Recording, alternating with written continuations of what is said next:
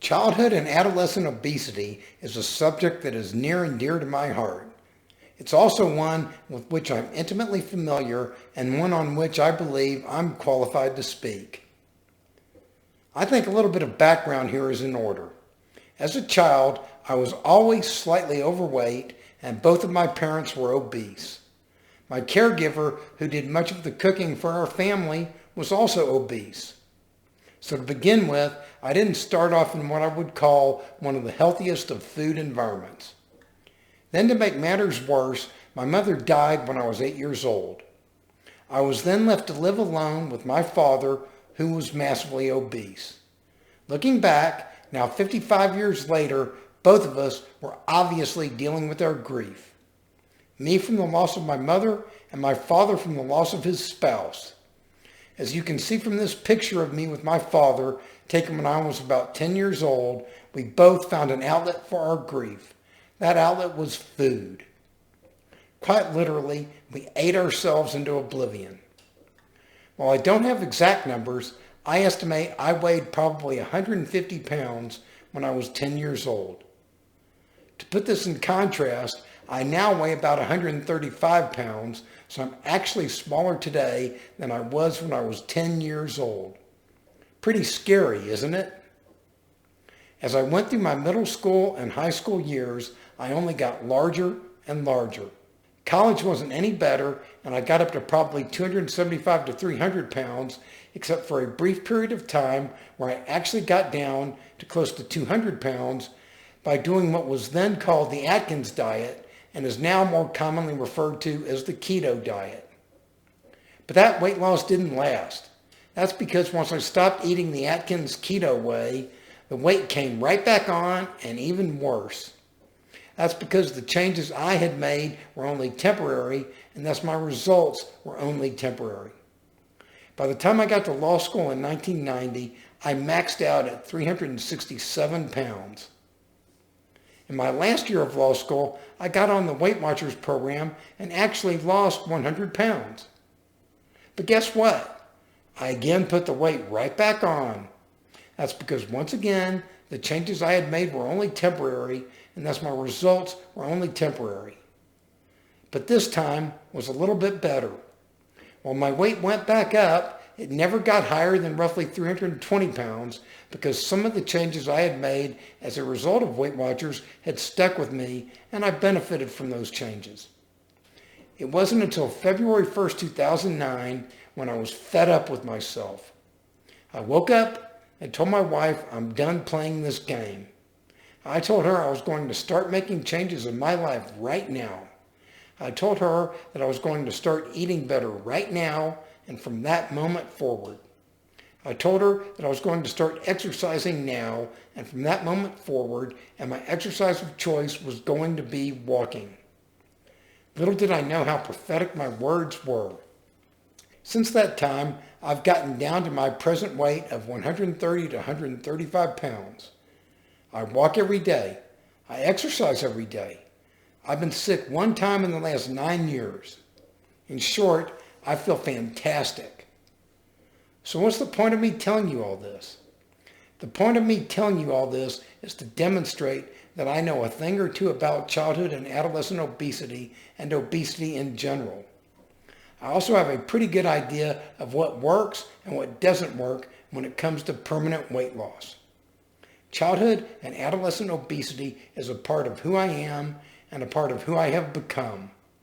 It's an issue to which I'm deeply attached, physically, emotionally, and spiritually. Before we go any further, I'd like to state that this video is my personal opinion, and I would like to state my qualifications.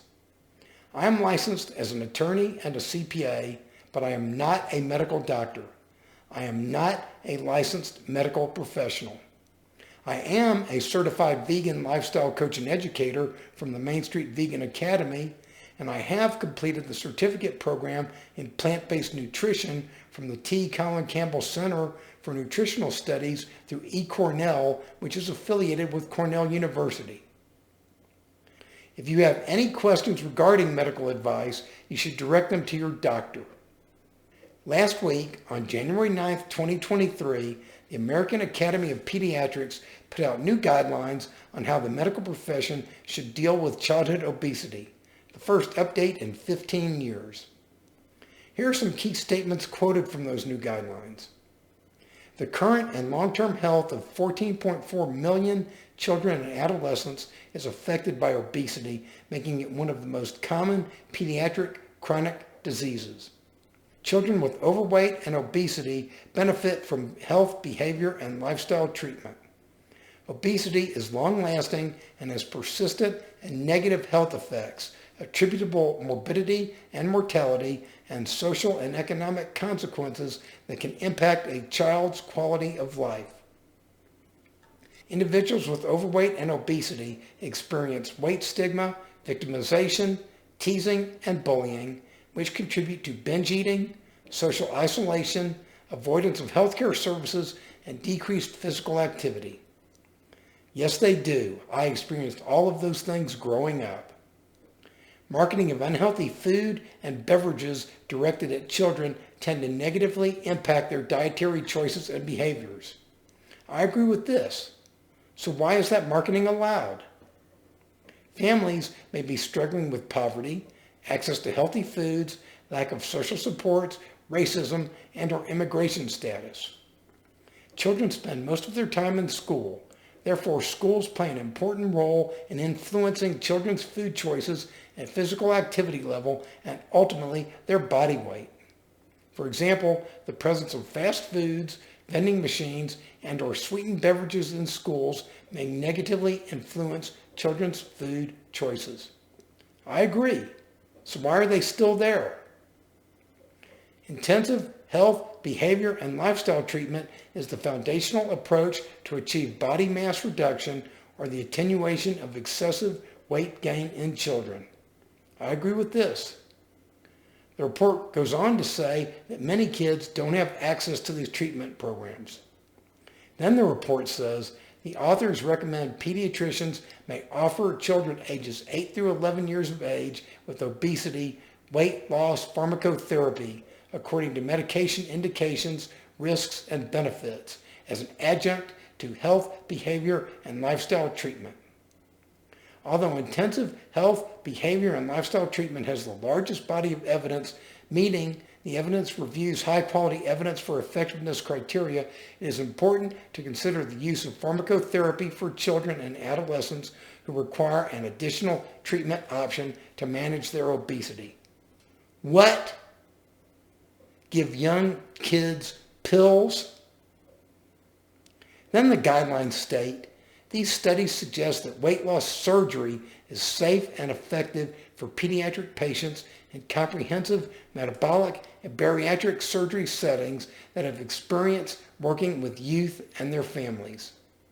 Pediatricians and other pediatric healthcare providers should offer referral for adolescents 13 and older with severe obesity for evaluation for metabolic and bariatric surgery to local or regional comprehensive multidisciplinary pediatric metabolic and bariatric surgery centers. What? Weight loss surgery for kids? Give me a break. While I agree with the conditions and factors discussed in the report, the recommendation that it's okay to consider putting young kids on pills and referring adolescents for possible weight loss surgery is, in my opinion, beyond totally ridiculous and borders on being irresponsible. Please don't misunderstand me. I realize there's a problem and the medical community is trying to do something about it. But getting young kids dependent on pills and having them make permanent medical alterations to their body has long-term implications, none of which are good. Trust me, I've lived through all of this. I had a traumatic event which triggered a negative response in me regarding the food I ate and the exercise I didn't get. To make it worse, I grew up in an environment where food was always plentiful and fed to me upon demand. Much of that food was unhealthy, very unhealthy. When my mother died when I was 8 and throughout my teen years, I can promise you that what I needed was not pills and was not weight loss surgery. What I needed was education and love and support to go along with it. What my family needed was education and love and support to go along with it. It's not always easy to provide that education, love, and support, and it's not always received very well by the patient or their family. I know that. The report talks about this and even recommends this, but it then gives pediatric care providers and their patients an easy way out. A way that's financially good for the pharmaceutical industry and a way that's financially good for the weight loss medical industry as a whole. In my opinion, that's totally bogus and borders on being completely irresponsible. I apologize if this video offends anyone in the medical industry or pharmaceutical industry. But to be quite frank with you, that doesn't matter to me.